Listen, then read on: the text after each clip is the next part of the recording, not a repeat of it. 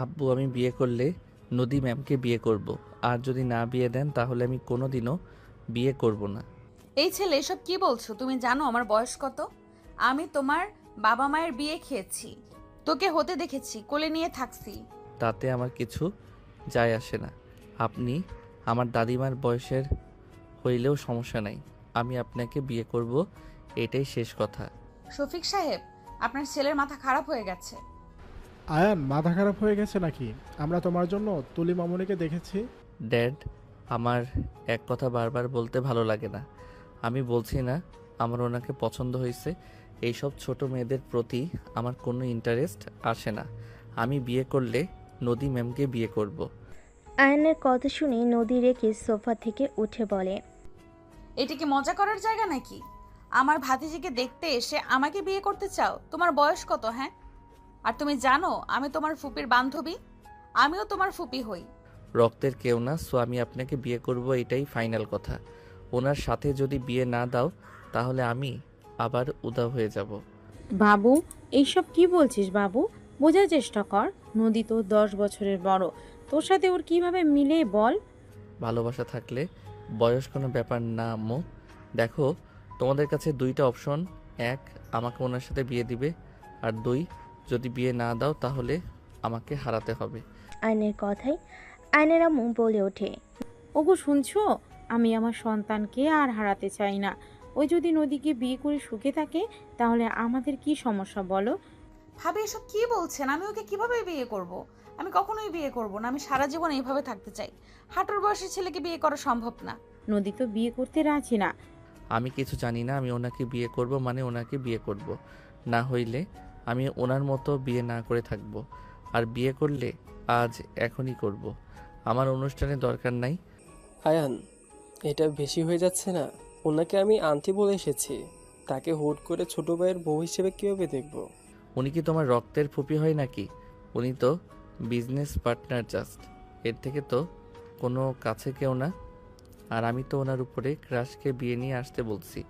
ভাইয়ার বিয়ের ভিতরে উনি লাল একটা শাড়ি পরে এসেছিল, আর যা লাগছিল না, আমার রাতে ঘুম হারাম করে দিয়েছে।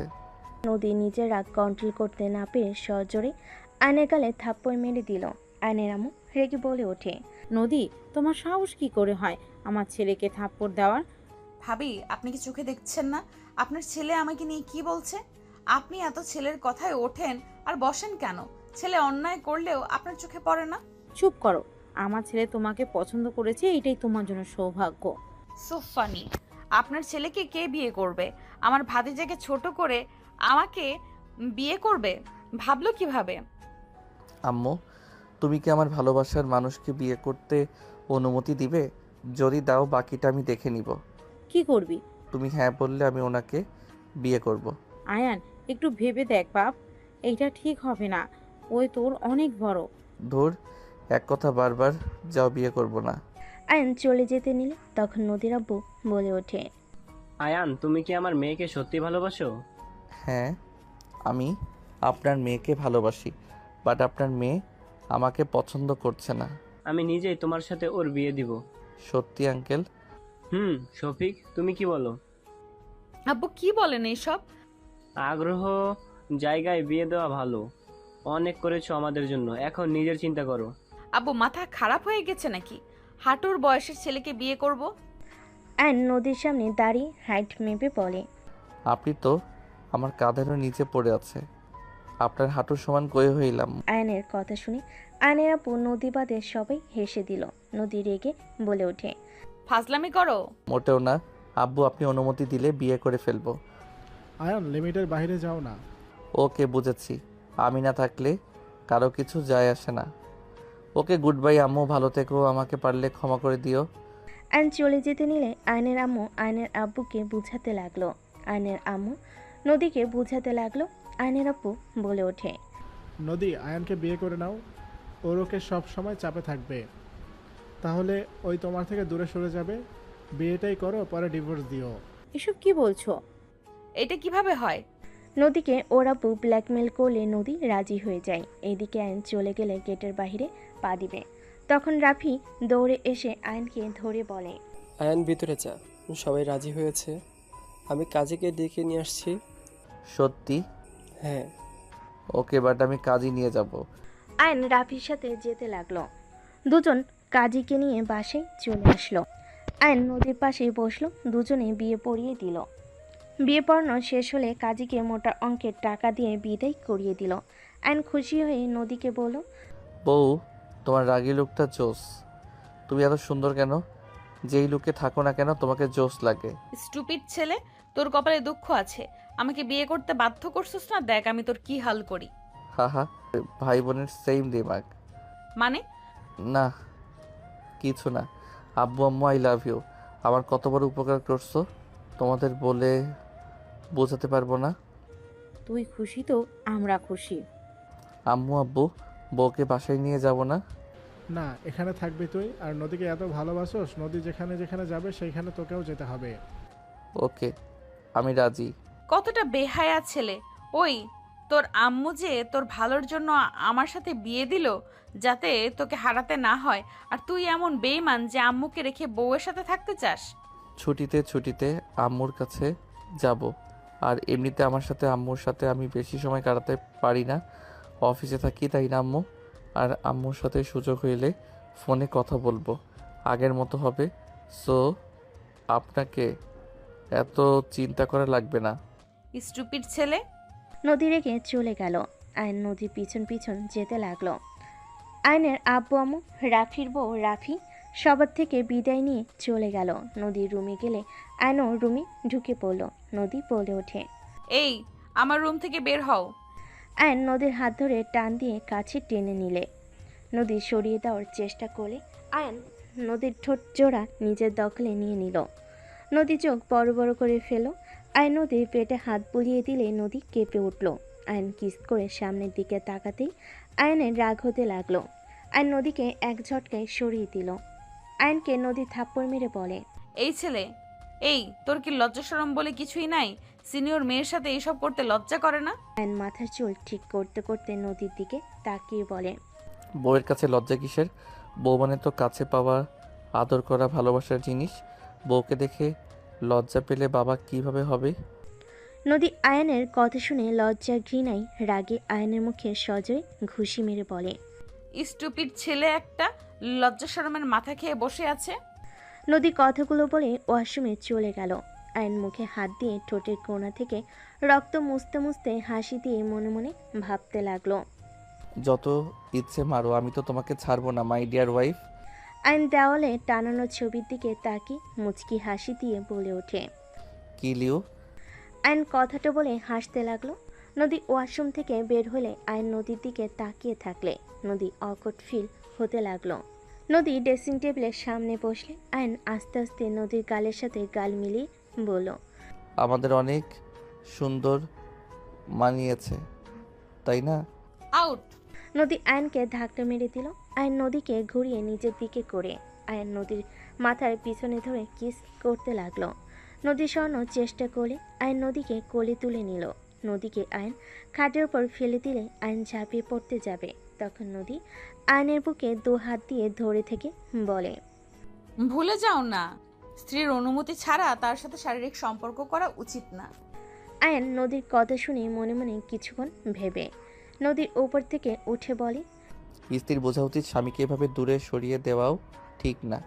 স্বামীর মন ভাঙলে কি হয় জানেন তো? স্বামীর বিরুদ্ধে গিয়ে আমি জাহান্নামে যাব, তাও কাছে আসতে দিব না। ওকে যান, আপনার উপরে আমি মন খারাপ করব না। আপনি একদিন আমাকে ভালোবেসে কাছে টেনে নেবেন, সেদিনের অপেক্ষা থেকে গেলাম। বাট মাঝে মাঝে একটু জড়িয়ে ধরতে, কিস করতে দিলে হবে। কোনোটাই দিব না। ওকে বিয়ে করছে, কি হয়েছে? পরকিয়া করব, বউ কাছে যাইতে না দিলে? করো গা, না করছে কে? থাক গা, বউকে জোর করে ধরবো? ফালতু। নদী ফালতু বলে খাট থেকে উঠে ল্যাপটপ নিয়ে কাজ করতে লাগলো। আয়ান শার্ট খুলে পড়ল। একটু এসির পাওয়ার বাড়িয়ে দেন না, গরম লাগছে। ওইখানে রিমোট। আয়ন রিমোট নিয়ে বাড়িয়ে দিল। আয়ন পা ঝুলে বসে থাকতে লাগলো, পিছনের দিকে হাত দিয়ে।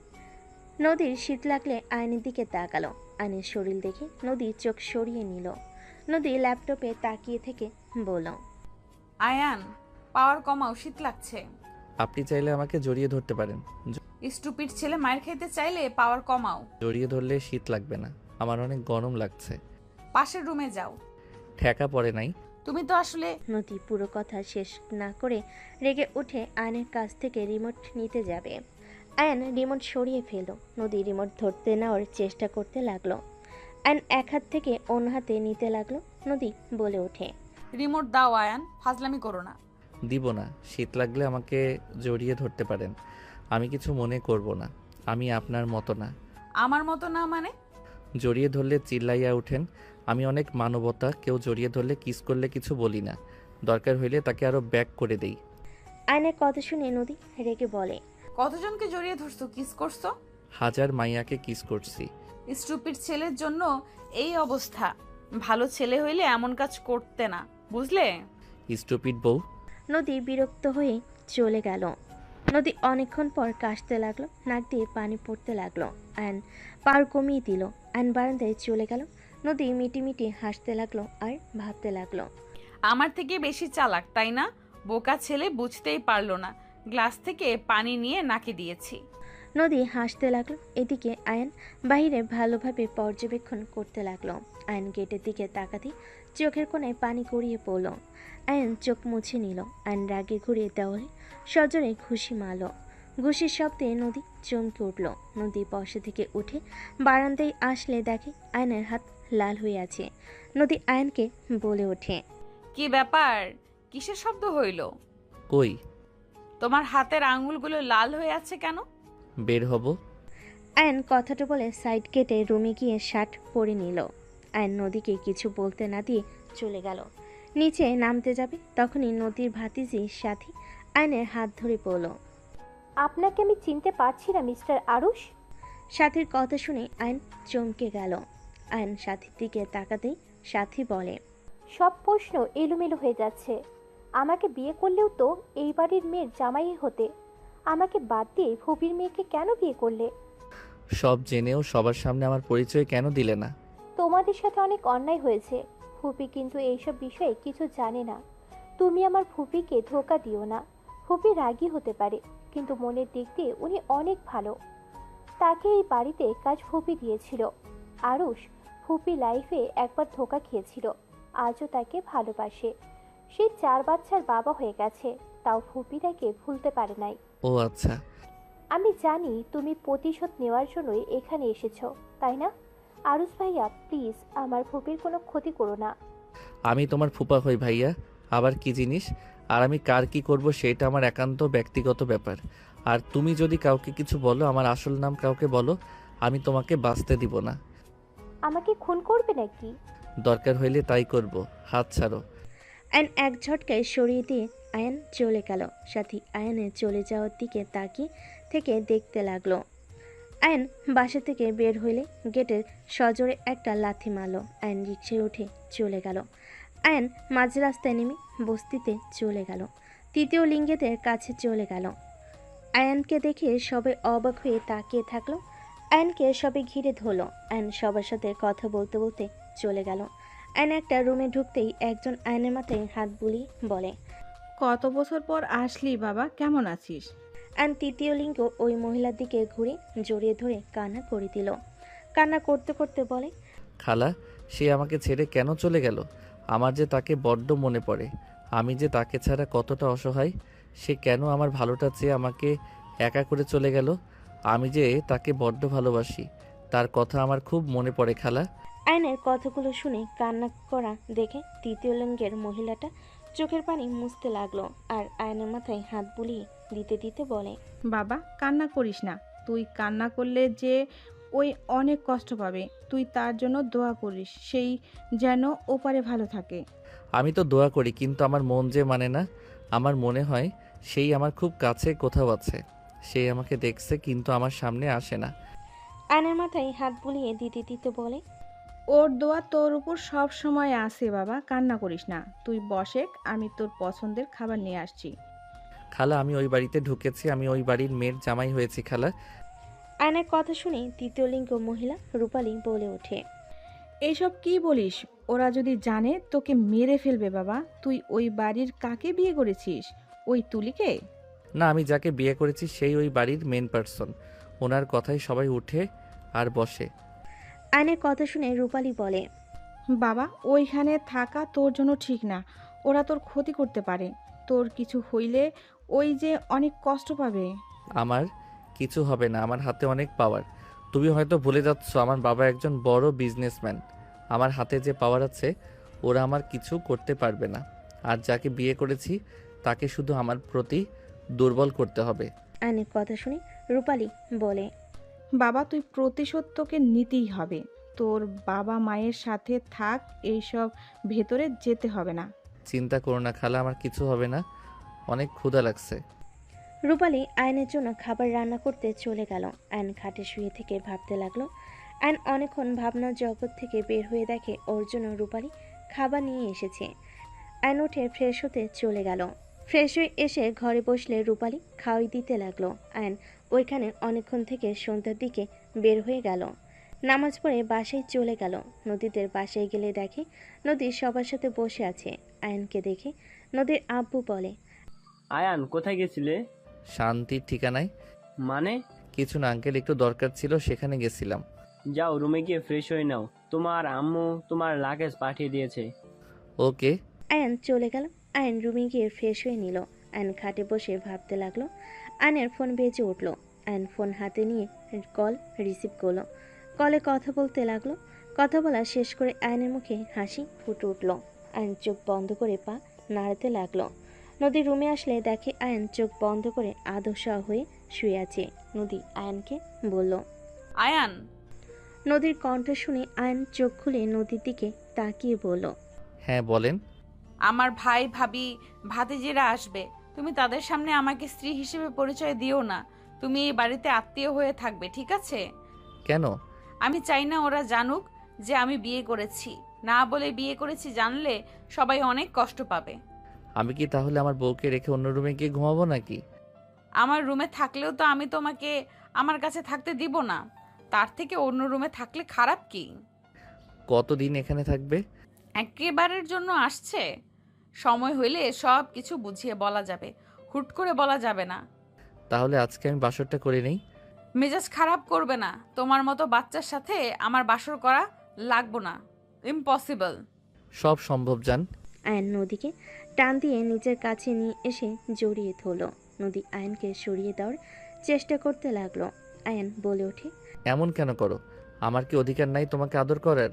আমার বাবা হতে হবে তাই আমি বাসর করব মানে করবই। আমার ভাতিজা ভাতিজিরা সব আমার সন্তানের কোনো দরকার নেই। আমার তো দরকার। তুমি তোমার ভাতিজা ভাতিজি নিয়ে থেকো, বাট আমি তো আমার নিজের সন্তান চাই। সেইটা শুধুমাত্র আমার আর তোমার। আমি চাই না। নদী, একটা কথা মাথায় রেখো, যাদের জন্য এত কিছু করছো তারা কিন্তু তোমার পিছনে ছুরি মারতে 1 মিনিটও ভাববে না। 1 মিনিট কেন, 1 সেকেন্ডও ভাবে না। সেটা আমি বুঝে নিব। আমাকে ছাড়ো। ছাড়বো না। বউ ছেড়ে কয়দিন থাকা লাগবে তার নাই হিসাব। আর আজকে আমাদের বাসর রাত, আমি ছাড়বো না। আমি তো এই বিয়ে মানি না। আর তো বাসর রাত। আমি তো মানি। আয়ন কথাটা বলে নদীর ঠোঁটের দিকে এগিয়ে যেতে লাগলো। নদীর ঠোঁট জোড়া কাঁপতে লাগলো। আয়ন নদীর ঠোঁটের কাছে গেলে মুখ ঘুরিয়ে নিল। আয়ন নদীর মাথা সোজা করে ধরে নিজের দখলে নিয়ে নিল। নদী ধাক্কা মারে। আয়ন হাত ধরে টান দিয়ে আবার জড়িয়ে ধরে বলে, আমার কাছ থেকে দূরে গিয়ে লাভ নাই। আমি তো তোমাকে আজ আদর করবই, তুমি আমাকে বাধা দিতে পারো না। আমি চাইলে সব করতে পারি। আমাকে ছাড়ো আয়ান। নদীর কথা শুনে আয়ন নদীকে ছেড়ে দিয়ে সোজা দরজার কাছে গিয়ে লাগিয়ে দিল। আয়ন নদীর দিকে এগিয়ে আসতে লাগলো। নদী ফল কাটা চাকু হাতে নিয়ে সামনের দিকে ধরে বলে, আমার কাছে আসলে পেট ফুটো করে দিব। করলে করো, আমার সমস্যা নাই। তুমি যদি বাসরাতে বিধবা হতে চাও তাহলে মারতে পারো। আয়ন, আমি মজা করছি না কিন্তু। নদীর কথায় আয়ন পাত্তা না দিয়ে নদীর কাছে যেতে লাগলো। নদী আয়নকে আঘাত করতে যাবে, সাথে সাথে আয়ন নদীর হাত ঘুরিয়ে পিছন থেকে জড়িয়ে ধরল। নদীর পিঠে হালকা করে কিস করলে নদী কেঁপে উঠল। আয়ন নদীকে খাটের উপর ফেলে দিল। চাকুটা সরিয়ে ফেল। নদী কিছু বলার আগেই আয়ন নদীর উপর ঝাঁপিয়ে পড়ল। আয়ন নদীর দুহাত খাটের সাথে চেপে ধরে গলায় সারা শরীরে কিস করতে লাগলো।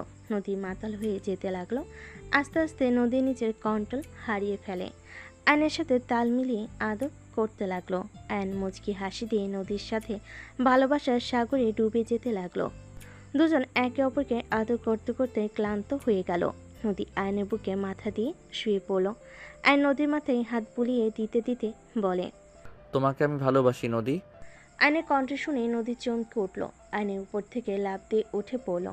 নদী নিজের দিকে তাকিয়ে লজ্জায় দৌড়ে ওয়াশরুমে চলে গেল। আয়ন হাসতে লাগলো। নদী ওয়াশরুমে গিয়ে গোসল করে বের হলে আয়ন ভুরু কুচকে তাকালে নদী বলে ওঠে, বিড়াল ছেলে কোথাকার, আমার সাথে কাজটা ঠিক করলে না। আমি কি করলাম? প্রথমে আমি একটু আদর করছি, তারপর তো তুমি আমার সাথে পাল্টা আদর করলে। এখানে আমার দোষ দিতে পারবে না। আয়নের কথা শুনে নদীর লজ্জায় কিছু বলতে পারল না। নদী আলমারি থেকে পোশাক বের করে ওয়াশরুমে যাওয়ার আগে নদী ঢুকে পড়ল। নদী উপায় না পেয়ে রুমের ভিতরে পোশাক পরিবর্তন করে নিল। আয়ন গোসল করে নদীর পিছনে দাঁড়িয়ে হেয়ার ড্রাই করতে লাগলো। নদী আয়নের শরীরের দিকে তাকাতেই লজ্জা পেতে লাগলো।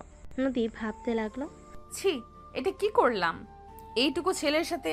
ছি, লজ্জায় মাথা কাটা যাচ্ছে। বউ, তুমি এত সুন্দর কেন? আর এত সুন্দর ফিটনেস কিভাবে ধরে রাখছো? যুবতী মেয়েরাও তোমার কাছে হেরে যাবে। Just shut up. নদী কথাগুলো বলে নিচে চলে গেল। আয়ন পোশাক পরিবর্তন করে খাটে শুয়ে পড়ল। আয়নকে সাথে ডাকতে আসলে দেখে আয়ন ঘুমিয়ে গেছে। নদী খাবার খেয়ে সবার সাথে গল্প করে রুমে চলে আসলো। আয়নের পাশে শুয়ে পড়ি। নদী নিজের অজান্তেই আয়নের কপালে ঠোঁটের স্পর্শ এঁকে দিল। নদী হুট করে এমন কাজ করতে ভাবতে লাগলো, ছি, এটা আমি কি করলাম? এই ছেলে যে দুষ্টু, একবার প্রশ্রয় দিলে মাথায় উঠে বসবে। আর ওকে ভালোবাসা প্রকাশ করা যাবে না, করলে আমাকে ছেড়ে যাবে না। যেইভাবেই হোক এই বাড়ি থেকে বের করতে হবে। নদী কথাগুলো ভাবছিল। আয়ন হুট করে নদীর উপরে হাত তুলে দিল। নদী চমকে উঠল। আয়ন নদীর বুকে মাথা দিয়ে বিড়বিড় করে কিছু বলতে লাগলো। নদী আয়নকে সরিয়ে দিতে গেলে আয়ন আরও শক্ত করে জড়িয়ে ধরে। নদী উপায় না পেয়ে ডিম লাইট জ্বালিয়ে ঘুমিয়ে গেল। সকালে নদীর ঘুম ভাঙলে দেখে আয়ন নামাজে বসে কান্না করছে। নদী চমকে গেল।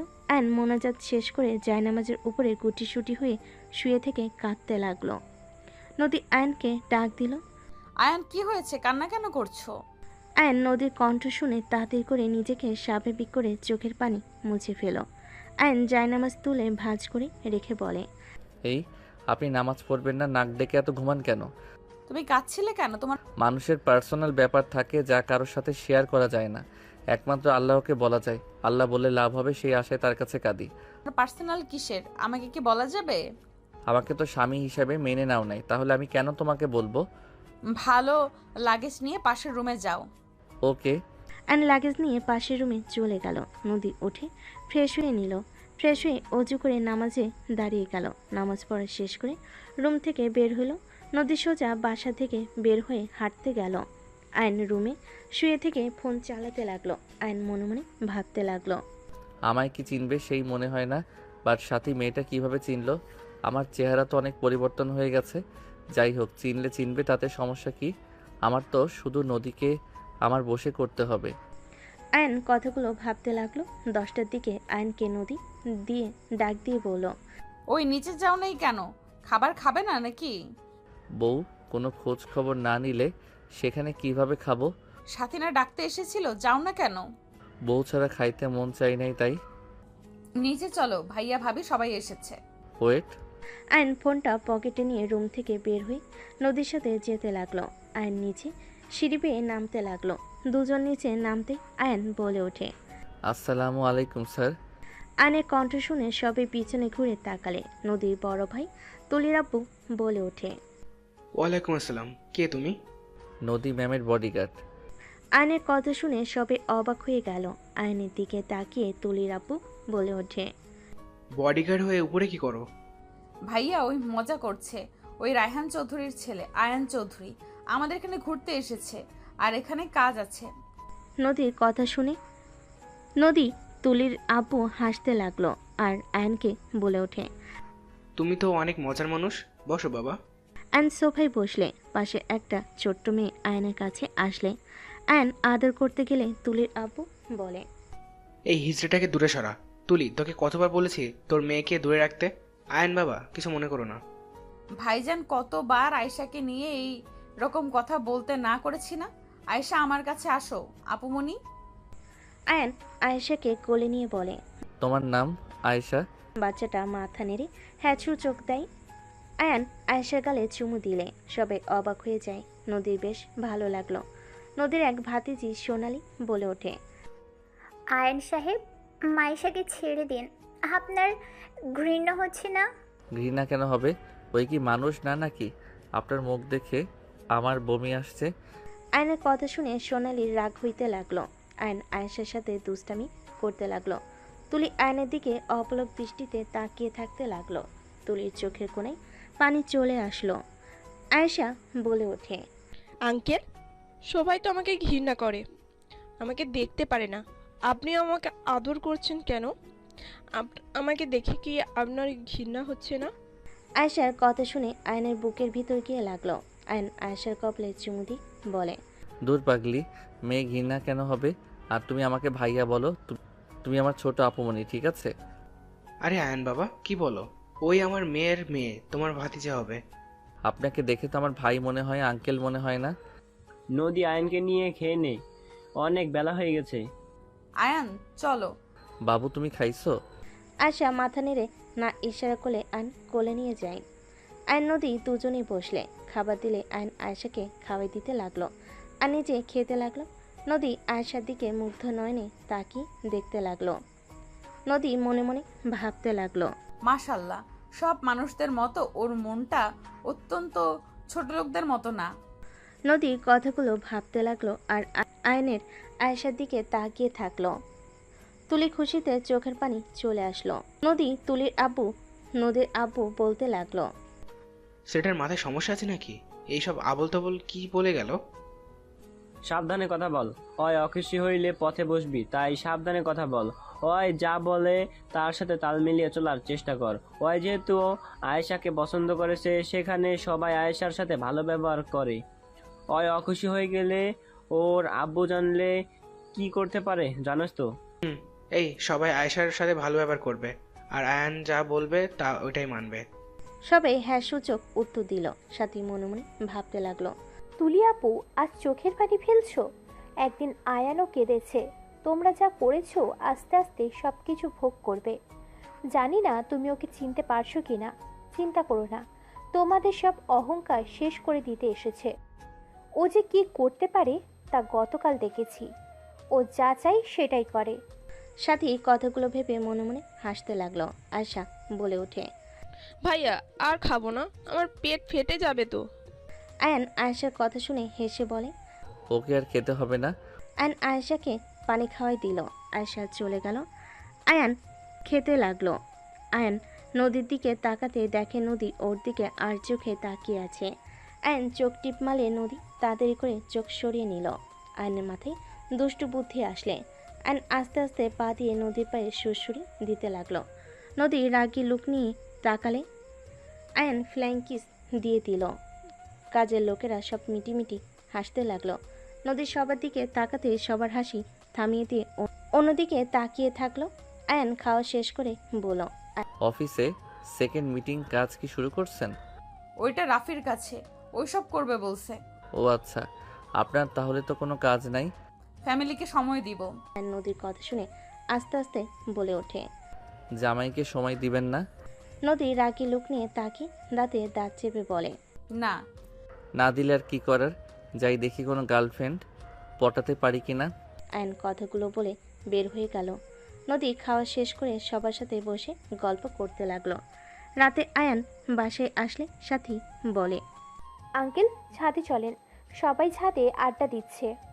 গুড, আঙ্কেল বলে ডাকবে। তুমি যাও, ফ্রেশ হয়ে আসছি। আয়েশা কিন্তু তুলির মেয়ে। বুঝেছিলাম। বাপ বাপকে ছাড়ে না। বেশি কথা বলো না, যাও। সাথী চলে গেল। আয়ন রুমে চলে গেল। আয়ন রুমে গিয়ে ফ্রেশ হয়ে নিল।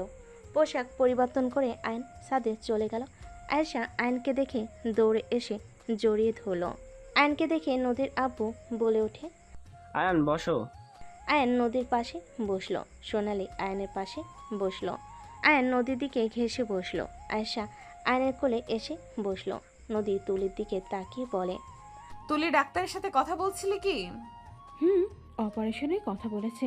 অপারেশন করলে ঠিক হয়ে যেতে পারে। তাহলে যত তাড়াতাড়ি পারস অপারেশন করে নে, যত টাকা লাগে আমি পাঠিয়ে দিব। জামাই কি এখনো রেগে আছে নাকি? তুই আয়েশাকে দেখতে পারে না, এখন আগের থেকে বেশি বাড়ছে। তোর জামাইকে আমি বুঝি না, নিজের সন্তানের জন্য এমন ব্যবহার কেন করে? শিক্ষিত না ছাই যত সব। ভাইজানকে আগেই বলেছি টাকা দেখে বিয়ে দিও না, মানুষের বাচ্চার সাথে দাও। আমার কথা তো কানে নেওয়ার প্রয়োজনই মনে করে না। রেগে যাওয়া স্বাভাবিক, ওসব বাদ দে। আয়ান আয়েশার দিকে তাকিয়ে দেখে আয়েশা আয়নের বুকে মুখ লুকিয়ে কান্না করছে। আয়ান আয়েশাকে তুলে বলে। আপু কান্না করে না, একটা গল্প শুনবে? আয়েশা বলে, ভাইয়া আমি কি অনেক পচা? না, তুমি পচা না। পচা হইলে এই সমাজের কিছু নোংরা মন মানসিকতার মানুষগুলো পচা। তোমাকে একবার গল্প বলি, তাহলে বুঝবে তোমরা পচা না। আমাদের মতো সুস্থ নোংরা মানুষের জন্য তোমাদের কতটা কষ্ট পেতে হয়, তুমি কি শুনবে? আয়েশা মাথা নেড়ে হ্যাঁ সূচক উত্তর দিল। আয়ন আয়েশার মাথায় হাত বুলিয়ে দিতে দিতে বলতে শুরু করলো ফ্ল্যাশব্যাক। মা, তুই প্রতিদিন এভাবে সবার কাছে হাত পেতে টাকা নাও কেন? সবাই কত গালাগালি করে, আমার একদম ভালো লাগে না। তুমি আর এইসব কাজ করবে না। আমি পড়াশোনা করে বড় হয়ে একটা চাকরি নিব। চাকরি নিয়ে আমি আর তোমাকে এসব করতে দিব না।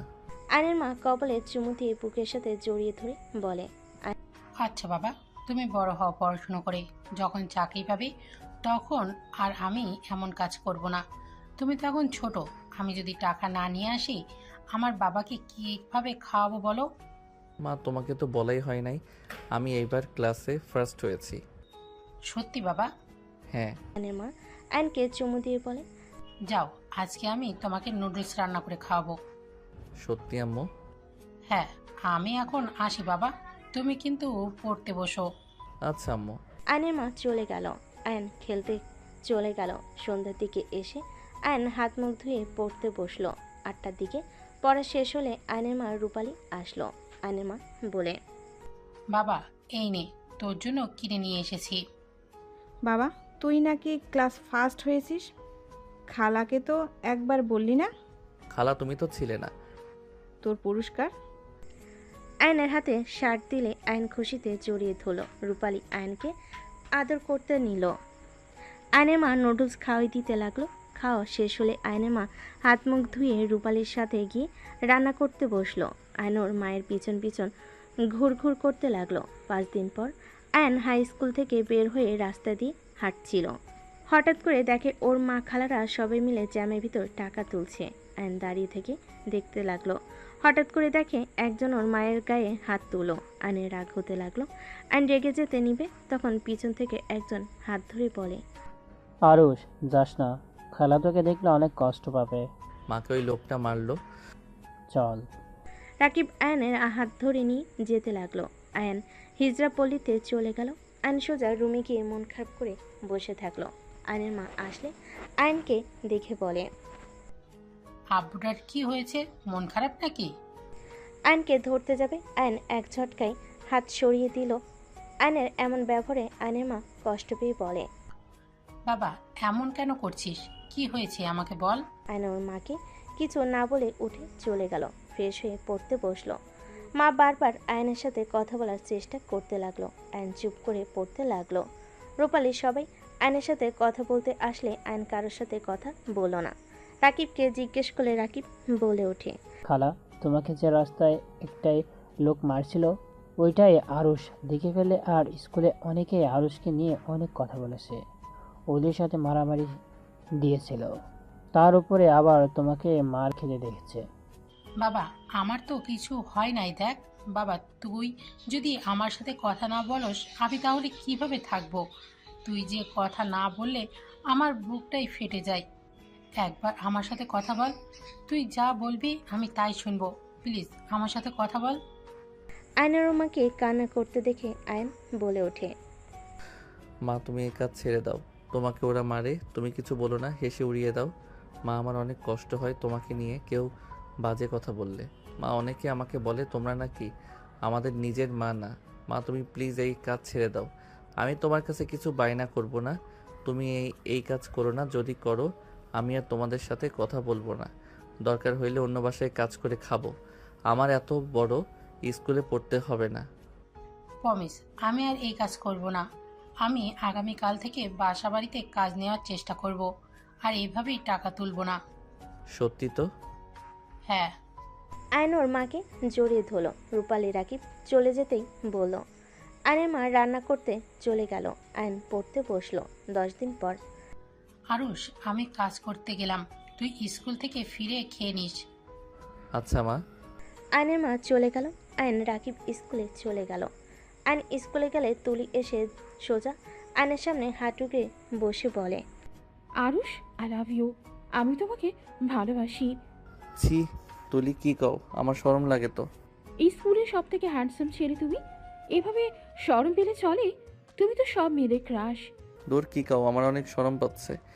আমার প্রপোজ অ্যাকসেপ্ট করো। না, এসব আমি করব না। তুলির কথা শুনিস না, ওই অনেক অহংকারী মেয়ে, আমি দেখেছি। ওই সবার সাথে খারাপ ব্যবহার করে। তুই এত কথা কেন বলিস? চুপ করে থাক। আয়ান আমার প্রপোজ অ্যাকসেপ্ট করলে তোমাকে কেউ বুড়ি করবে না, সবাই তোমাকে সম্মান করবে, কেউ তোমাকে অপমান করবে না।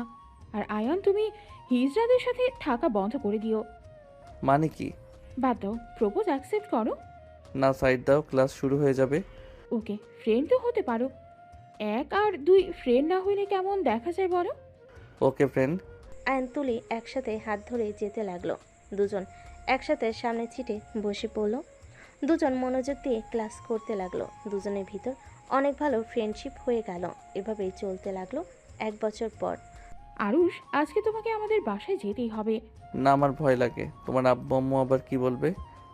আরে কিছু হবে না, আব্বুকে বলেছি আমি তোমাকে ভালোবাসি।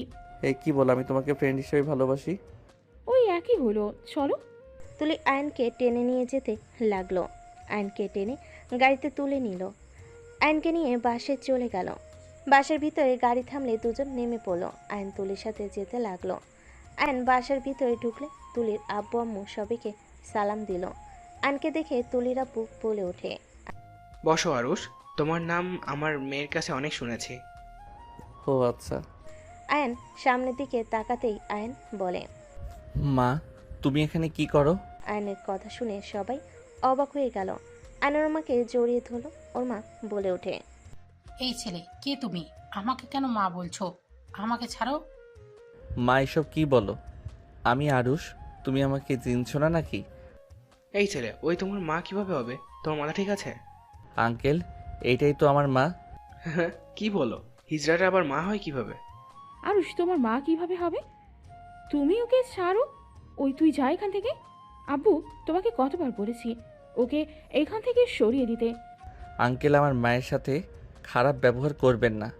আরুষ, হিজড়া কিভাবে মা হয়? উনি নিশ্চয়ই তোমাকে কিডন্যাপ করেছিল। বড় সাহেব, এই ছেলের সাথে আমার কোনো সম্পর্ক নাই। আমার কিভাবে সন্তান হবে? মা, তুমি এসব কি বলো? আমার মা তো তুমি। আমি কিন্তু রেগে যাচ্ছি। আব্বু, আমি জানতাম না। সবাই বলতো, আমি ভাবছি হয়তো আরুষ সবাইকে উপকার করে সবার সাথে মিশে তাই, বাট ওই যে হিজড়াকে মা ডাকে এইটা আমি কিভাবে বুঝবো? বারবার হিজড়া কেন বলেন? এনি আমার মা। আমার মা কোনো হিজড়া না। আমার মা কিডন্যাপার না।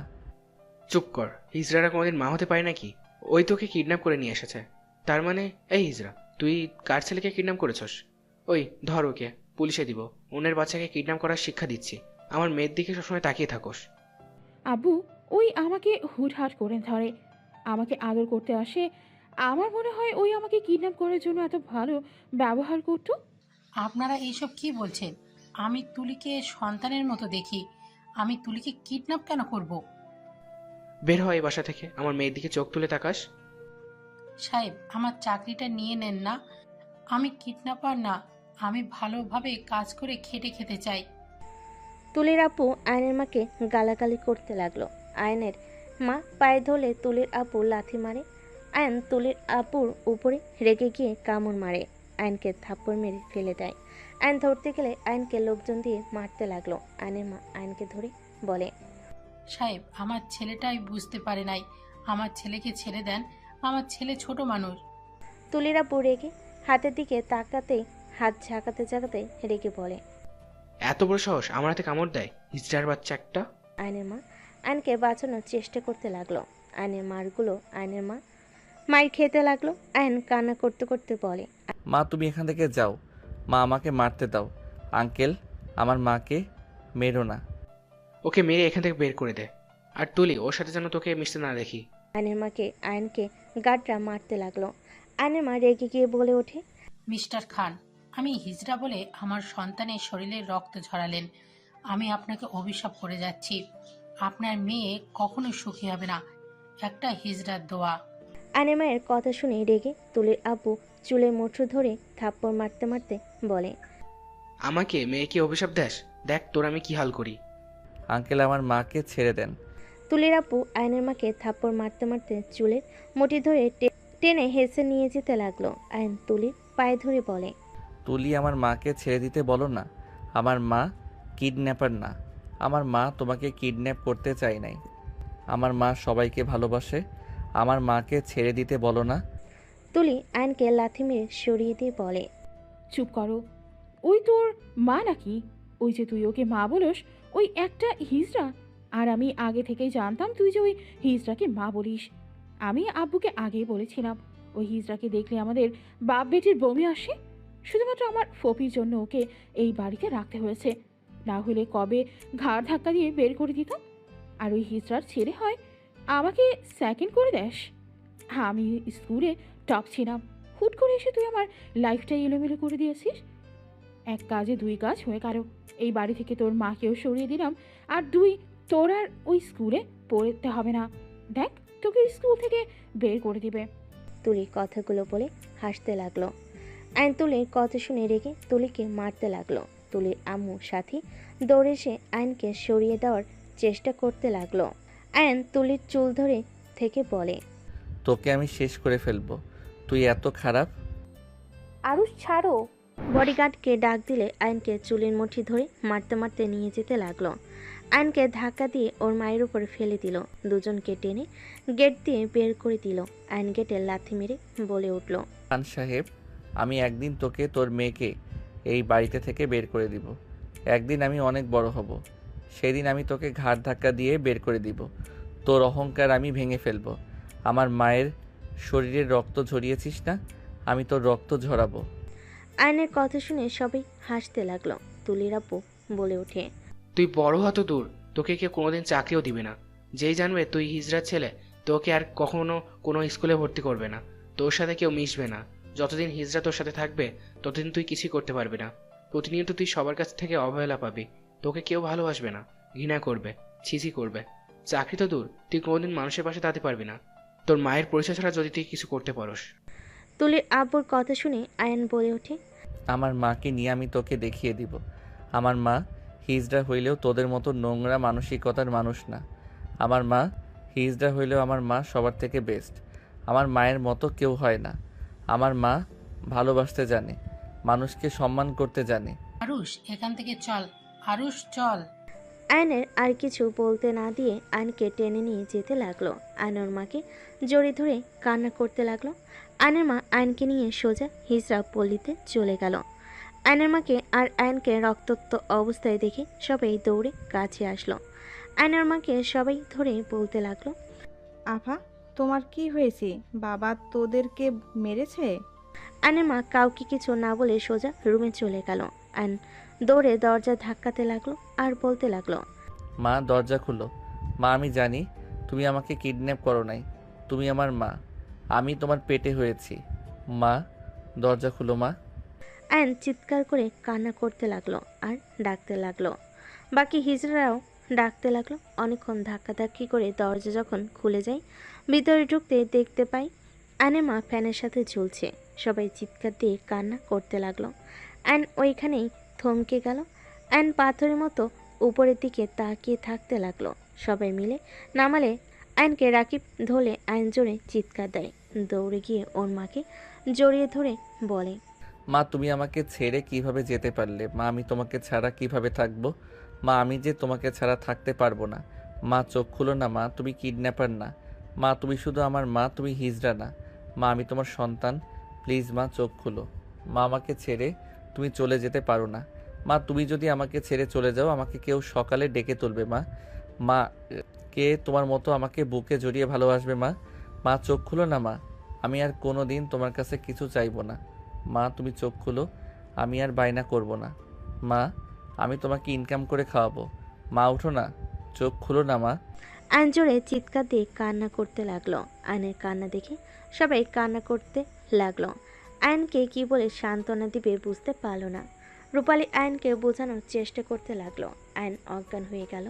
আয়নের জ্ঞান ফেলে দেখে ওর মা আর নাই, বাসায় কেউ নেই। আয়ন উঠতে যাবে, একটা কাগজ দেখে আয়ন কাগজটা তুলে দেখতে পেল। রূপালী জানিস, ছোটবেলা থেকে বাবা মা আমাকে ফেলে চলে যায়। আমি হিজড়া বলে ছোটবেলা থেকেই অনেক কষ্টে বড় হয়েছি। তোদের সাথে সময় কাটিয়ে নিজের কষ্টগুলো ভুলে থাকার চেষ্টা করতাম। কতবার আত্মহত্যা করতে চাইছি, পারি নাই। 14 বছর আগে আমি আত্মহত্যা করতে গিয়েছিলাম স্টেশনে। ওইখানে গেলে আমি আরুষকে পাই। আরুষের কান্নার শব্দে আমাকে বারবার আত্মহত্যা করতে বাধা দিয়েছিল। রেগে আরুষকে ধমক দিয়েছিলাম। আরুষ দৌড়ে এসে আমাকে জড়িয়ে ধরে যখন মা বলে ডাক দিল, তখন আমি যেন থমকে যাই। বুকের ভেতরে অনেকটাই আনন্দ হচ্ছিল। আমি আরুষকে বারবার সরিয়ে দেওয়ার চেষ্টা করি, কিন্তু আরুষ আমার কাছে বারবার আসতো। ক্ষুধা লেগে আমার দুধ খাইতে চাইতো। বিরক্তি হয়ে ওকে রেখেই চলে যাচ্ছিলাম। অনেক দূর যাওয়ার পর মা শব্দটাই কানে আসলে আমি আবার গিয়ে দেখি অনেকগুলো কুকুর ওকে ঘিরে ধরে। ওই ভয়ে কান্না করছিল। আমি ওকে কুকুরের থেকে বাঁচাই, বুকে টেনে নেই, অজ্ঞান হয়ে যায়। আমি ওকে নিয়ে বাড়ি চলে আসি। তারপর তো জানোসই, ওকে সবার আড়ালে লুকিয়ে বড় করতে থাকি।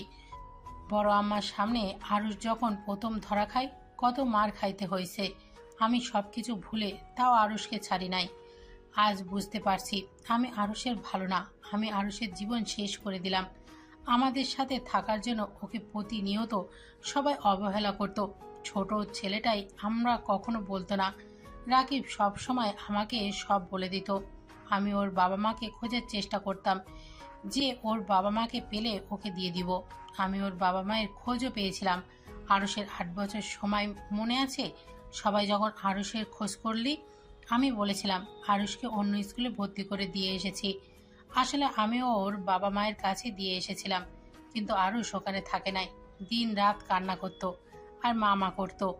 আরুষের আম্মুর ওপর না পেয়ে আমাকে নিয়ে যেতে বলে। আরুষ বড় হইলে তারা নিয়ে যাবে। মাঝে মাঝে একজন মহিলা আসতো, সেই আরুষের মা ছিল। আমি বুঝে গেছি আমি বেঁচে থাকলে আরুষের জীবন ধ্বংস হয়ে যাবে। ওই সারা জীবন আমার মতো দুঃখের জীবন হয়ে যাবে। আমি বেঁচে থাকলে কখনোই ওর বাবা মায়ের কাছে যাবে না। আমি চলে যাচ্ছি। যেই বক্সটাই কাউকে হাত দিতে দেই নাই, ওই বক্সের চাবি ডয়ারে রেখে গেলাম। ওইখানে আরুষের আব্বু আম্মুর নাম্বার আছে, তাদের কল দিস। আরুষকে বোঝাবি, তাহলে ও বুঝবে। এখন যথেষ্ট বড় হয়েছে। ওকে বলবি ও যদি ওর বাবা মায়ের কাছে যায় তাহলে আমার আত্মা শান্তি পাবে। এই কষ্ট পেলে ওর মা অনেক কষ্ট পাবে। আমার কথা যেন না ভাবে। ইতি আরুষের মা। আয়নের চোখে পানি গড়িয়ে পড়তে লাগলো। আর নিজের চোখের পানি মুছে ফেলতে ফেলতে বলে, এই গল্পে কি বুঝলে শুনো। এইসব মানুষজনের জন্য সুন্দর সংসারটা ধ্বংস হয়ে যাইতে 1 সেকেন্ডও সময় লাগে না। সেই দিন যদি ওই বাচ্চা ছেলেটার মা ওদের মাথায় নিজেকে দোষী না ভাবতো, নিজের জন্য ছেলেটার জীবন নষ্ট হচ্ছে এইটা না ভেবে যদি ছেলেটার পাশে থাকতো, তাহলে কিন্তু গল্পটা অন্যরকম হইতো। তাই বলি কি, কারো কথায় কান দিবে না, নিজের ভালো থাকাটাই বড় কথা। তোমার নদী আপু তো তোমাকে অনেক ভালোবাসে, তাই না? তুমি দরকার হইলে তোমার নদী আপুর সাথে থাকবে। যে তোমাকে ভালোবাসবে, সম্মান করবে, তাকে তুমি ভালোবাসবে, সম্মান করবে। যে তোমাকে অবহেলা করবে, তাকে তুমি পাত্তা দিবে না। দরকার হইলে ওই স্থান থেকে সরে যাবে, তাও নিজের ক্ষতি করবে না কখনো। বুঝতে পারছো? আয়নের কথা শুনে আয়েশা বলে, ওই ছেলেটার জন্য কষ্ট হচ্ছে। আমি তো আমার আম্মুকে ছেড়ে থাকতে পারি না। আমার আম্মু যদি আমাকে ছেড়ে চলে যায়, আমি তো মরে যাব। আয়ন কিছু বলবে, তখনই তুলির আব্বু বলে ওঠে, কে তুমি? এই কাহিনী কিভাবে জানলে তুমি? কে তুমি? দুজন অস্থির হয়ে যেতে লাগলো। নদী চোখের পানি মুছে বলে, তোমরা এভাবে রিয়াক্ট কেন করছো? এইটা তো গল্প। যাই বলো আয়ান, গল্পটা শুনে ওই বাচ্চাটা আর ওর মায়ের জন্য খারাপ লাগলো। আসলে আমরা মানুষরা ভালো না, তৃতীয় লিঙ্গদের দেখলে ছি করি। ওদের ভালোবাসলে কিন্তু ওরা স্বাধীনভাবে বাঁচতে পারবে। আমার চিন্তা ভাবনা আছে তৃতীয় লিঙ্গদের জন্য কিছু একটা করার। তুমি তুমি তুলি তোতলাতে লাগলো। আয়ন হাই তুলতে তুলতে বলে। সবাই দেখি গল্প পড়ে থ হয়ে গেছেন। সোনালি আয়নের কাঁধে হাত দিয়ে বলে, তুমি তো অনেক সুন্দর গল্প বলতে পারো। আমি আর আয়েশার সাথে খারাপ ব্যবহার করব না। আয়েশা তো আমাদের ভাগ্নি। আমি চাই না গল্পের ওই মহিলার মতো আয়েশার কিছু হোক। গুড, ওরাও মানুষ, আমরাও। ওরা তো আর নিজের হাতে এমন হয় নাই, আল্লাহ যাকে যেমন ইচ্ছে বানাইছে। আয়েশা আম্মু, আমার কাছে আসো। সোনালি আয়েশাকে কোলে নিল। আয়নের ফোনে কল বেজে উঠলে আয়ন উঠে চলে গেল। সাইডে গিয়ে কল রিসিভ করলো। আরুষ, তুই পল্লীতে এসেছিলি? হ্যাঁ, তুই কোথায়? আজ আসলাম। তুই এখন কোথায় আসস? সেই বাড়িতে। তুলিদের বাসায়? হ্যাঁ। লজ্জা হয় নাই নাকি যাদের জন্য এত কিছু, আর তুই সেখানে? আমার কথা তো আমাকে রাখতেই হবে। আমি তো কথা দিয়েছি ওদের এই বাড়ি থেকে বের করব। তুলি যে কি জিনিস ছোটবেলায় তো বুঝেই গিয়েছিলাম। ওরা যদি বুঝতে পারে তোকে মেরে ফেলবে আয়ান। চৌধুরী বাড়ির ছেলের গায়ে হাত দেওয়ার সাহস ওদের হবে না। আমার আব্বুকে দেখে ওরা ভয় পায়। তারপরও সাবধানে থাকিস। আর সকালে আসবি নাকি? তোর সাথে অনেক বছর ধরে দেখা হয় না। রাফি ভাইয়ের সাথে দেখা করা লাগতো। দেখা করে আয়। যাব।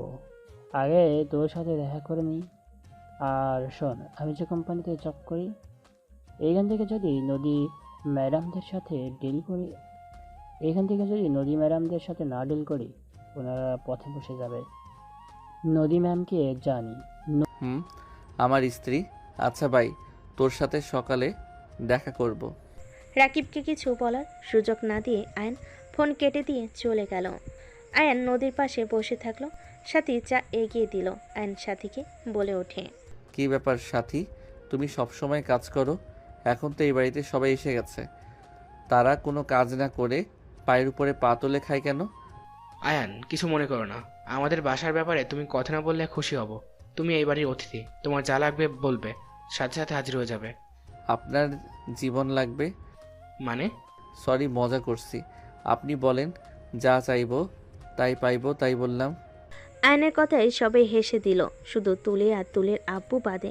তুলি ওর আব্বুর হাত ধরল। তুলির আব্বু তুলির দিকে তাকিয়ে আবার আয়নের দিকে তাকালো। আয়ন বলে ওঠে, এভাবে বোরিংভাবে বসে থাকতে কি মজা লাগে নাকি?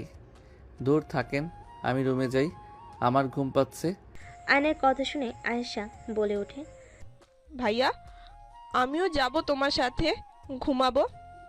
আয়ন আয়েশাকে বলে, ভাইয়ের সাথে ঘুমাতে হবে না, তুমি আমার সাথে ঘুমাও। ওদের কথা শুনে আয়েশা আর কিছু বলল না। আয়ন নিচে চলে গেল। আয়ন ভিলেন মার্কা হাসি দিয়ে ভাবতে লাগলো, হাত পা কাঁপছে, কেবল তো শুরু মিস্টার খান সাহেব। আমি আমার মায়ের প্রতিশোধ নেওয়ার জন্য আজ এত দূর এসেছি, তোমাদের তো আমি সুখে থাকতে দিব না। আয়ন রুমে চলে গেল। রুমে গিয়ে খাটের উপরে শুয়ে পড়ল। এইদিকে সোনালি বলে ওঠে, আমি আয়নকে খেতে দিয়ে আসি, ওই তো ঘুমিয়ে যাবে না খেয়ে। তোকে যেতে হবে না ভুয়া, তুমি যাও, ওকে খাবার দিয়ে দাও। আমি যাই, ও তো আমাদের কাজ করতে বলল, আর আব্বুও তো বলেছে ওর কথা শুনতে। সোনালি চলে গেল। নদীর মেজাজ খারাপ হইল। নদীর সাথীকে ইশারা করলে সাথী চলে গেল। সোনালি খাবার নিয়ে আয়নের রুমে গেলে দেখে আয়ন গেমস খেলছে। সোনালি বলে ওঠে, তুমি তো দেখি এখনো বাচ্চা। সোনালির কথা শুনে আয়ন উঠে পড়ল। আয়ন বলে ওঠে, তুমি এখানে কি করো? খাবার খেয়ে নাও। রেখে যাও। এখন খাও, ঠান্ডা হয়ে গেলে আর খেতে ভালো লাগবে না। তুমি যাও তো, আমি পরে খেয়ে নিব। সোনালি খাবারের প্লেট রেখে আয়নের হাত থেকে ফোন কেড়ে নিয়ে বলল, এখন খাও। আমার ফোন দাও। আয়ন সোনালির সাথে পাড়াপাড়ি করে ফোন নেওয়ার চেষ্টা করতে লাগলো। নদী এসে এই অবস্থা দেখে বলে ওঠে, হচ্ছেটা কি? নদীর কণ্ঠ শুনে দুজন চমকে ওঠে। নদীর কণ্ঠ শুনে দুজন চমকে উঠে। সোনালি তাড়াতাড়ি করে সরে গেল আয়নের উপর থেকে। সোনালির মাথা নিচের দিক করে বলে, আসলে ফুপি, এই মেয়েটা একদম বেয়াদব, বলছি পরে খাবো, জোর করে আমার ফোন কেড়ে নিয়ে আমাকে খাওয়াতে এসেছে। ফালতু মাইয়া একটা, আজ থেকে আমাকে বাপ বলে ডাকবি, লুচ্চা কোথাকার। আয়ান এসব কি বলো? বের হ এই রুম থেকে। আমি সোনালি, বের হ এই রুম থেকে। তোকে যেন এই রুমে আমি আর না দেখি। ফুপি, তুমি ওই ছেলের জন্য আমার সাথে এমন করলে? বের হয়ে যেতে বলছি না তোকে, বের হ। সোনালি কান্না করতে করতে দৌড়ে চলে গেল। নদী নিচের রুমে চলে গেল। আয়ন দৌড়ে নদীর রুমে গেল। নদী আয়নকে দেখে বলে, আমার রুমে কি? আয়ন নদীর পাশে বসে জড়িয়ে ধরে বলে, আই লাভ ইউ বউ। ছাড় আয়ান। বউ, তোমাকে ছাড়া ঘুম ধরবে না। বউ, রাতে দরজা খুলে রেখো। আমি তোমার সাথে বেশি দুষ্টামি করব না, একটু জড়িয়ে ধরে ঘুমাবো। ছাড়ো আয়েশা, আমার সাথে থাকবে, তাই পাগলামি করবে না। এখান থেকে যাও, কেউ দেখে ফেলবে। নিজের বউয়ের সাথে থাকতে চাইলেও লুকিয়ে থাকতে হবে। আমি কোথায় যাব? এমন জীবন কি ভালো লাগে? নিজের রুমে যাও, আর সোনালির থেকে দূরে থাকবে। সাথে ছাড়া আর কারোর আশেপাশে যেন আমি না দেখি। কেন? সাথীকে ছাড়া আমি এই ফ্যামিলিতে কাউকে বিশ্বাস করি না। ও সোনালি মেয়েটা কেমন যেন গায়ে পড়া।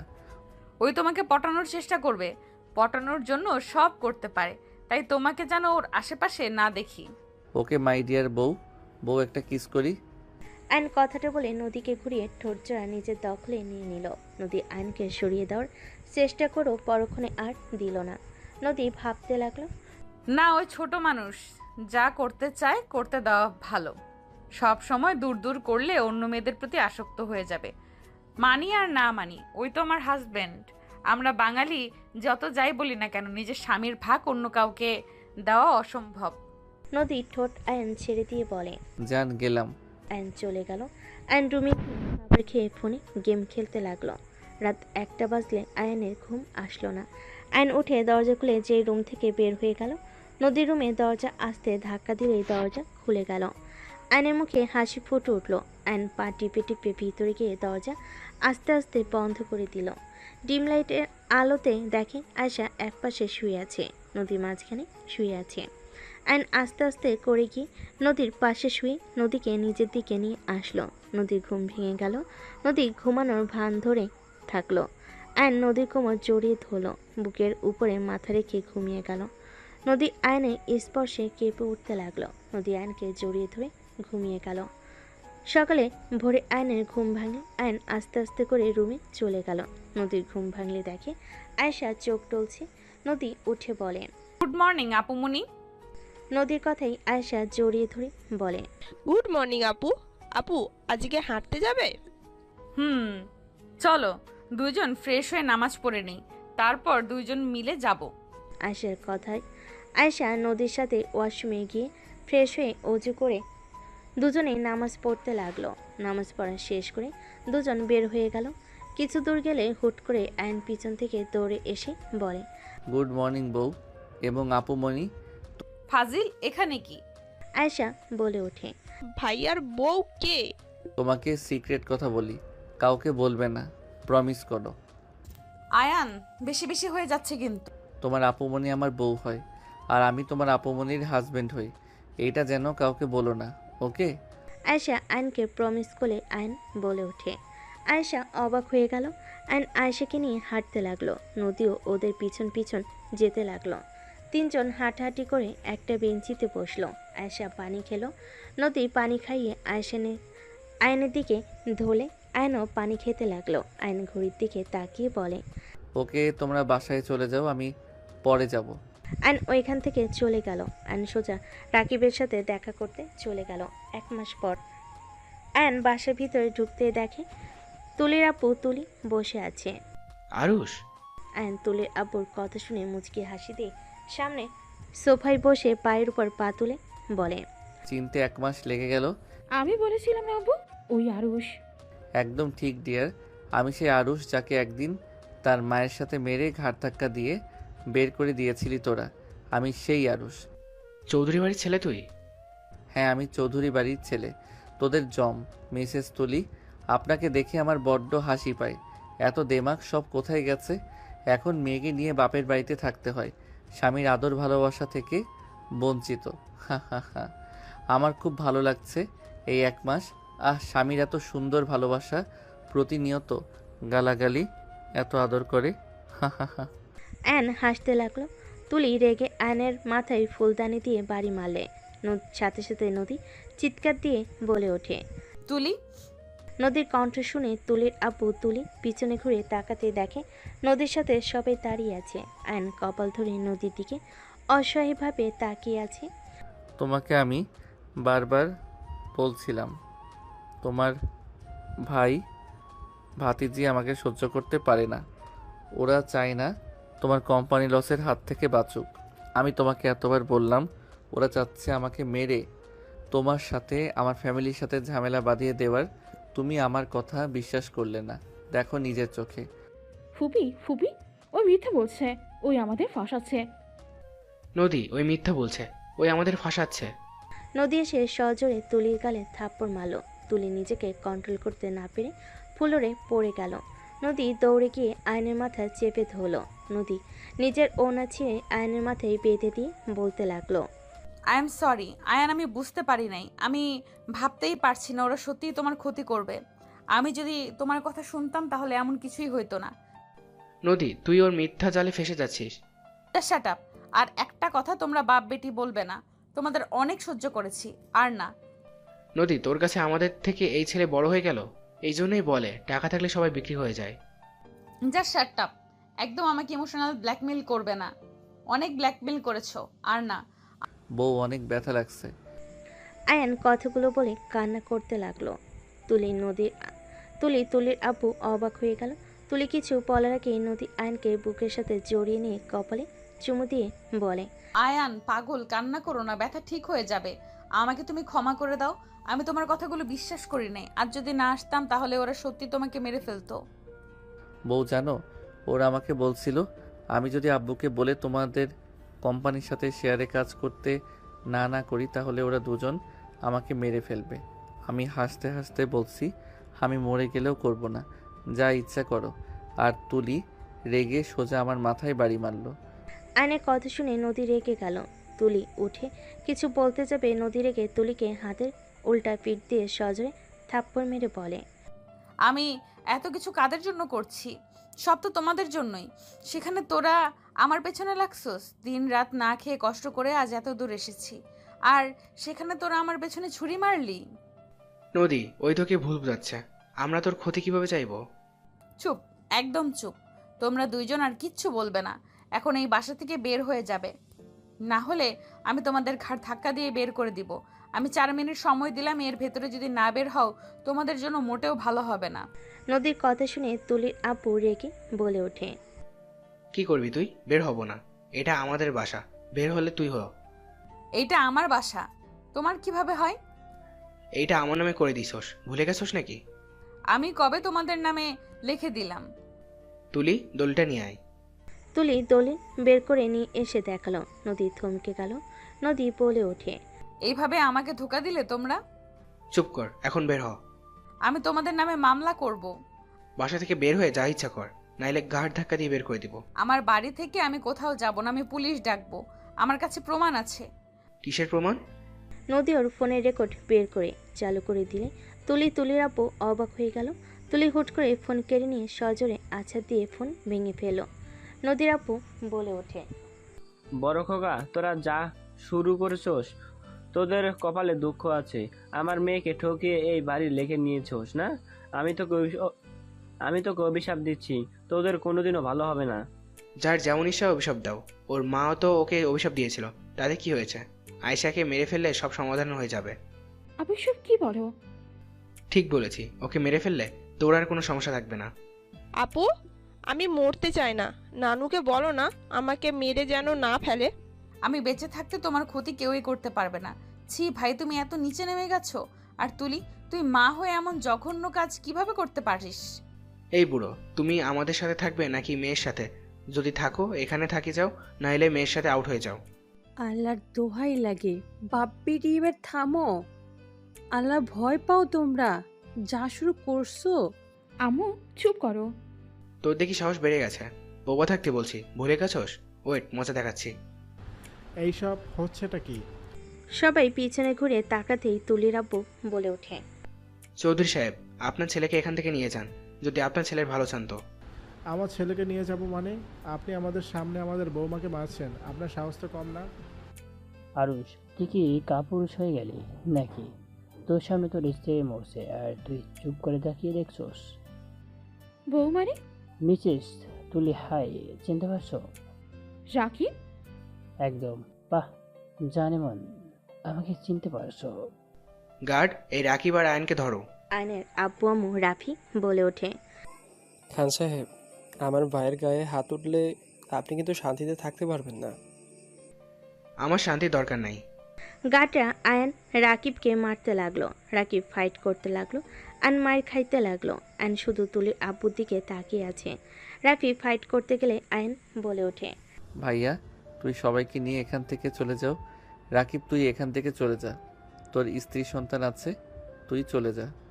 আমি কোথাও যাব না। আজ আমি তুলিকে খুন করব, সাথে খান সাহেবকেও। আমার সে রাগ এখনো আছে, আমি কিছু বলি নাই। আজও আমার খালার মৃত চেহারাটা যখন ভেসে ওঠে, আমার মাথায় আগুন ধরে যায়। রাকিবের কথাই আয়নের চোখের সামনে ওর মায়ের চেহারা ভেসে উঠল। আয়ন চোখ বন্ধ করে নিল। আয়ন চোখ খুলে আয়নের চোখ লাল বর্ণ ধারণ করে। আয়ন রাগে হাত মুঠো করে ফেল। আয়ন দৌড়ে গিয়ে এক এক করে গার্ডদের মেরে ফেলে দিল। আয়নের মারপিট দেখে তুলির আপু তুলি ভয় পেয়ে গেল। আয়েশাকে নদী উপরে পাঠিয়ে দিল। তুলির আপু পিছন থেকে আয়নের পিঠে চাকু বসিয়ে দিল। নদী জোরে চিৎকার দিলে আয়ন পিছনের দিকে তাকিয়ে তুলির আব্বুকে সজোরে লাথি মারল। ফ্লোরে পড়ে গেল। রাফি রাকিব মারতে যাবে, সাথে সাথে আয়ন ওদের দুজনের হাত ধরে বলে, ভাইয়া রাকিব তোমরা এখান থেকে চলে যাও, এটা আমার সময়, আমি আমার মায়ের প্রতিশোধ নিব। এখানে তোমাদের সাথে তার কোনো শত্রুতা নাই, যা শত্রুতা আমার সাথে। আয়নের কথা শুনে সবাই অবাক হয়ে গেল। আয়ন দৌড়ে গিয়ে তুলির আব্বুর কলার ধরে তুলে ঘোষাতে লাগলো, আর প্যান্টের বেল্ট খুলে তুলির আব্বুকে মারতে লাগলো। তুলির আব্বু আকুতি মিনতি করতে লাগলো। আয়ন চুলের মুঠো ধরে কান্না করতে করতে বলে, আমার মাও তোর কাছে আকুতি মিনতি করে বলেছিল আমার আরুষকে ছেড়ে দিতে, তুই আমার মাকে মেরেছিলি, তোর জন্য আমার মা আমাকে ছেড়ে চলে গেছে। আমি তোকে আজ মারতে মারতে মেরে ফেলবো। আমি ভেবেছিলাম এখন থেকে তোকে বের করে দিব ঘাড় ধাক্কা দিয়ে, বাট তুই আসলে মৃত্যু ডিজার্ভ করস। আরুষ, আব্বুকে ছেড়ে দাও। আয়ন তুলির দিকে রেগে চুলের মুঠি ধরে বলে, আমি তোর কাছে এভাবে বলেছিলাম আমার মাকে ছেড়ে দিতে, বাট তুই আমাকে কি বলেছিলি? সব প্ল্যান তোরা বাপ মেয়ে মিলে করছস, তাই না? আমি তোদের কিভাবে মারবো দেখ। আয়ন নদীর আব্বুর হাত থেকে লাঠি নিয়ে দুজনকে মারতে লাগলো। আয়নের যত শক্তি ছিল সব শক্তি দিয়ে মারতে লাগলো। আয়েশা দৌড়ে এসে আয়নের পা ধরে বলে, ভাইয়া আমার আম্মুকে ছেড়ে দাও, আমার আম্মুকে ছাড়া আমি থাকতে পারবো না, আমার আম্মু অনেক কষ্ট পাচ্ছে ভাইয়া, আমার আম্মুকে ছেড়ে দাও। আয়েশার জায়গায় নিজেকে দেখতে পেল। আয়ন রাগে এক বাড়িতে লাঠি ভেঙে ফেল। আয়ন হাঁটু গেড়ে বসে চিৎকার করে কান্না করতে করতে বলল, আমার মাকে তোরা ফিরিয়ে দে। তোদের কি ক্ষতি করেছিলাম আমরা? আমার মাকে কেন আমার থেকে কেড়ে নিলি? সেদিন যদি আমার মাকে এভাবে মেরে আমাদের বের করে দিতি, আজ তো অন্যরকম হতে পারতো। আজ আমার পাশে আমার মা থাকতো, আজ আমি সাকসেসফুল। অথচ যার জন্য এই সাকসেসফুল হতে চেয়েছি সেই মানুষটাকে তোরা কেড়ে নিয়েছিস। শুধুমাত্র তোদের কারণে আমার মা আজ আমার সাথে নাই। যার জন্য এমন করলি, তুই তো সেই সংসার করে খাচ্ছিস। পড়াশোনা একবার ফার্স্ট হবে, না হয় একবার সেকেন্ড, এভাবে তো চলে। তুই সেকেন্ড হয়েছিস, ভালো করে পড়ে ফার্স্ট হইতে পারতি, কিন্তু তুই তো আমার দুনিয়াটা অন্ধকার করে দিলি। তুই আমার কষ্ট কিভাবে বুঝবি? এই যে তোর মেয়েকে দেখতে পাচ্ছিস, এই জানে মা হারানোর কতটা কষ্টের। তোরা ওকে মেরে ফেলতে চাইলি, দেখ ওই তোকে বাঁচাতে দৌড়ে এসেছে। আয়নের কথায় সবার চোখে পানি চলে আসলো। তুলি আয়নকে বলতে লাগলো, আয়ান, আমাদের ক্ষমা করে দাও, আমরা বুঝতে পারি নাই তোমার মা আত্মহত্যা করবে। বিশ্বাস করো, এটা শুনে আমার অনেক খারাপ লেগেছিল। আমি ভাবতে পারিনি সেই আত্মহত্যা করবে। আমি তোকে ক্ষমা করব না, আমি তোদের কাউকে ক্ষমা করব না, আমি তোকে মেরে ফেলবো। আয়ন পড়ে থাকা চাকু নিয়ে যে আঘাত করতে যাবে, সাথে সাথে আয়নের আম্মু দৌড়ে এসে আয়নের হাত ধরে বলে, আয়ান, আমি তোর আসল আম্মু। আমি হয়তো তোর পালিত মায়ের মতো হতে পারবো না, কিন্তু আয়ান, আমি 10 দিন 10 মাস পেটে রেখেছি, তুই আমার নারী কাটা ধন। তুই আইন নিজের হাতে তুলে নিস না, তোর জীবনের সাথে আরেকটা জীবন নষ্ট হয়ে যাবে। আম্মু, আমি না থাকলে কিছু হবে না। আমি জানি তোমার কষ্ট হবে, কিন্তু তোমার আরেকটা সন্তান আছে আম্মু। তুমি ভাইয়ার মাঝে আমাকে ভাইয়াকে খুঁজে নিও। আমি ওদের খুন না করলে আমি শান্তি পাবো না আম্মু। আমার না হয় রাফি আছে, কিন্তু তোর কিছু হলে নদী কাকে নিয়ে থাকবে? নদীর তো শুধু তুই আছস। উনি আমাকে ভালোবাসে না, ওনার এক্স বয়ফ্রেন্ড আছে, তাকে এখনো ভালোবাসে। আমাকে সেই সহ্য করতে পারে না। আমি না থাকলে তার কিছু যায় আসবে না। একদম ঠিক। আমি তো তোমাকে ভালোবাসি না, তুমি ঠিক আছো। আর তুমি নিজেও আমাকে ভালোবাসো না। ভাই আর তুলির উপরে প্রতিশোধ নেওয়ার জন্য হয়তো আমাকে বিয়ে করেছো। আমার ভুল। আমার মতো মানুষকে কেন ভালোবাসবে? নদী আর কিছু বলার আগেই আয়ন তুলি নদীর আব্বুকে সোজা চাকু দিয়ে একসাথে ফ্যাস করে দিল। আয়শা অজ্ঞান হয়ে গেল। রাফি বলে ওঠে, ভাই এটা কি করলি? আমি তো আগে পুলিশের কাছে খবর দিয়ে রেখেছিলাম, ওরা তো এসে পড়বে। ভাই তুই এখান থেকে পালা। কোথাও যাব না, ওদের ধাপাতে দেখতে ভালো লাগছে। রাফি নদীর আব্বু বলে ওঠে, হায় হায় আয়ান, এইটা কি করলে? আমার সন্তান, আমার নাতনি। এই তোরা আমার নাতনিকে বাঁচা। সবাই দৌড়ে এসে তুলির আব্বুকে ধরে নিয়ে যেতে লাগলো। পুলিশ আসলে আয়ন বলে ওঠে, আমি ওদের খুন করছি। আয়ন পুলিশের হাতে ধরা দিল। আয়নের আম্মু কান্না করতে করতে পুলিশের সামনে গিয়ে বলতে লাগলো, আমি খুন করছি, আমার ছেলে মিথ্যা বলছে, আমাকে নিয়ে যান, আমার ছেলে নির্দোষ। আয়নের আম্মু বারবার পুলিশকে বাধা দিতে লাগলো। আয়ন ওর আম্মুকে কপালে চুমু দিয়ে পুলিশের গাড়িতে উঠে চলে গেল। কয়েকদিন পর আয়নকে কোর্টে তোলা হয়। সবাই এসে হাজির হয়। উকিল আয়নকে জিজ্ঞেস করে, আপনার কিছু বলার আছে নাকি? আয়ন বলে ওঠে, আমার কিছু বলার নাই। আমি তাদের হত্যা করতে চেয়েছি, ভাগ্যক্রমে বেঁচে গেছে। কাজের লোক গার্ড যা বলছে সব সত্যি।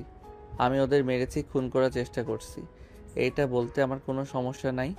আমি অনেক খুশি ওদের জন্মের ভয় দেখাতে পেরেছি, আর বেঁচে গেছে। এতে আরও খুশি, ওরা তিলে তিলে মরবে। একেবারে মরলে আনন্দ আসতো না। এখন যদি আমার ফাঁসি হয় তাতেও কোনো আফসোস নাই আমার। আয়নের কথা শেষ হতেই হঠাৎ করে কেউ বলে ওঠে, আমার ছেলে নির্দোষ, ওদের আমি খুন করার চেষ্টা করেছি। আমার ছেলে আমাকে বাঁচানোর জন্য মিথ্যা বলছে জজ সাহেব। আয়নের মায়ের কণ্ঠ শুনে সবাই চমকে গেল। পিছনের দিকে ঘুরে তাকাতে আয়ন ওর মাকে দেখে দৌড়ে যেতে নেবে, পুলিশ আটকিয়ে দিল। আয়ন বলে ওঠে, মা তুমি বেঁচে আছো, এই আমাকে ছাড়েন, আমি মার কাছে যাব। আইন ছুটার চেষ্টা করতে লাগলো। পুলিশ আইনকে ধরে রাখতে লাগলো। তুলির আব্বু তুলি উঠে দাঁড়িয়ে উকিলের কাছে ডেকে কিছু বলতে লাগলো। তুলির আব্বুকে কথা বলার অনুমতি দিতে লাগলো। তুলির আব্বু বলে ওঠে, জজ সাহেব, আয়ন নির্দোষ। ওই আমাদের খুন করতে চায় নাই, আমরা ওকে ফাঁসিয়েছিলাম। সব দোষ আমার, আয়ন কিছু করে নাই। জজ সাহেব ওকে ছেড়ে দেন। আমি আমার বোনের সাথে বেইমানি করেছি, আয়নকে আপনারা দয়া করে ছেড়ে দেন। আমি সব প্রমাণ দিচ্ছি। ওদের সবাইকে আমি ভয় দেখিয়ে মিথ্যা বলতে বলেছিলাম। তুলির আব্বুর কথা শুনে সবাই বলতে লাগলো, জজ সাহেব সব প্রমাণ দিলে আইন নির্দোষ প্রমাণ হলেন, আইনকে ছেড়ে দেওয়ার অনুমতি দিল। তুলির আব্বুকে 2 বছরের জেল দিয়ে দিল। আইন দৌড়ে গিয়ে ওর মাকে জড়িয়ে ধরল। তুলির আব্বুকে পুলিশ নিয়ে যেতে নিল। আইনের কাছ দিয়ে যেতে তুলির আব্বু বলে, আমাকে ক্ষমা করে দিও, তোমাদের ভালোবাসার কাছে আমি হেরে গেলাম। বোন, আমাকে ক্ষমা করে দিস। তুলির আব্বুকে টেনে নিয়ে গেল। আইন ওর মাকে বলতে লাগলো, মা তুমি এতদিন কোথায় ছিলে? তুমি বেঁচে আছো তাহলে আগে কেন আমার সাথে দেখা করলে না? মা আমার সামনে কেন আসো নাই? মা আমি জানতাম তুমি আমার সাথে আছো, কিন্তু তোমাকে দেখতে পেতাম না। আয়নের মা চলে যেতে নিলে সবাই আয়নের মায়ের পিছন পিছন যেতে লাগলো। আয়নের মায়ের পিছন পিছন যেতে যেতে বলে, মা আমার সাথে কথা কেন বলছো না? মা আমার প্রশ্নের উত্তর দাও মা, এভাবে পালিয়ে কেন যাচ্ছ? আয়ন দৌড়ে গিয়ে ধরে ফেলো। আয়ন নিজের দিকে ঘোরালে। আয়নের আম্মু বলে, আয়ান তোমাকে অনেক ভালোবাসে, তুমি ওকে বাঁচাতে আসলে সেখানে, তুমি এখন এভাবে পালিয়ে যাচ্ছ কেন? আরুষ ওইটা খালা না। কি বলস? এটা তো মা। রাকিব কাছে গিয়ে মুখোশ খুলে দিল। আয়ন কয়েক পা পিছিয়ে গেল। আয়ন বলে ওঠে, খালা তুই মা সেজে এসে আমাকে এভাবে ধোকা কেন দিলে?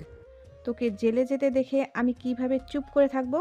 আমি তোর মা মতো মুখোশ এই জন্য পরছি, আমি জেলে গেলে তুই তো এটাই ভেবে খুশি হবি তোর মা বেঁচে আছে, আর কোনো প্রতিশোধ নিবি না।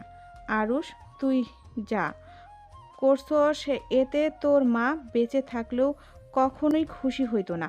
তোর মা তোকে একজন সফল ব্যক্তি হিসেবে দেখতে চেয়েছে, খুনি হিসেবে না। তুই প্রতিশোধের আগুনে ভুলে গেছস তোর মা কি চায় আর তুই কি করছিস। খালা, আমি কি করতাম? ওদের দেখলে আমার মাথা খারাপ হয়ে যেত। ওরা জঘন্য, ওরা মানুষকে মানুষ মনে করতো না। কুত্তার সাথে কি কুত্তা হওয়া যাবে? আয়ান, নিজের মাথা থেকে মায়ের ভূত নামিয়ে ফেল। নিজের বাবা মা ভাই বোন ছেড়ে তাদের নিয়ে সুন্দর জীবন উপভোগ কর। আমাদের জীবনটাই এমন কষ্ট হতে হবে, এটা কখনোই থামবে না। তুই আর আমাদের মাঝে আসিস না। আল্লাহ তোকে ভালো রাখুক। আল্লাহ হাফেজ। কে কিছু বলতে না দিয়ে রাকিবের সাথে চলে গেল। 3 বছর পর। আয়ান, নদীর কোনো খোঁজ পেলি? আম্মু, আমি তো খুঁজছি, কোথাও তো পাই না। ওই কোথায় আছে কিছু বুঝতে পারছি না। আমি নদীর খোঁজ পেয়েছি। নদী কক্সবাজারে আছে। কোন হোটেলে কত নাম্বার রুমে সব তোকে হোয়াটসঅ্যাপে দিয়ে দিচ্ছি, চলে যা। সত্যি? হ্যাঁ। আয়শা, তোর মেয়েও আছে। আমার মেয়ে মানে?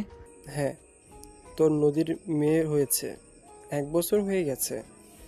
এত কিছু কিভাবে জানো? তুমি কি আগে থেকে ওর খবর জানতে?